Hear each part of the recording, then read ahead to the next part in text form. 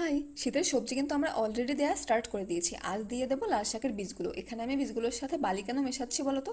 বালিতে মিশিয়ে যদি আমি বীজগুলো স্প্রেড করি তাহলে একদম প্রপারলি স্প্রেড হবে, না হলে কোথাও বীজ বেশি পড়বে বা কোথাও কম পড়বে। এবছরে আমরা লাল শাক, পালং শাক, ধনেপাতা এই টাইপের যে শাকগুলো রয়েছে ওগুলোকে আমরা এই ট্রেগুলোতেই বসাবো। এই ট্রেগুলো তোমরা লোকাল মার্কেটে যারা ফল বিক্রি করে তাদের সাথে কন্ট্যাক্ট করলেই পেয়ে যাবে। আর ট্রের নিচে প্রথমে একটা শুকনো পাতার লেয়ার দিয়েছি, তার উপরে সবজির খোসার একটা লেয়ার দিয়েছি, তারপরে আমি মাটিটা দিয়েছি।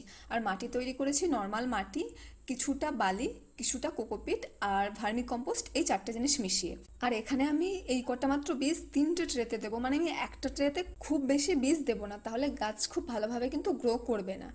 আর বীজগুলো ছড়িয়ে দেওয়ার পরে তার উপরে খুব পাতলা একটা মাটির লেয়ার দিয়ে দিতে হবে, দেন জল দিয়ে দিতে হবে। আর যদি বৃষ্টি হয় তাহলে ট্রেগুলো কিন্তু যে কোনো প্লাস্টিক দিয়ে ভালোভাবে ঢেকে দিতে হবে, কারণ বৃষ্টির জল পড়লে কিন্তু বীজগুলো নষ্ট হয়ে যেতে পারে।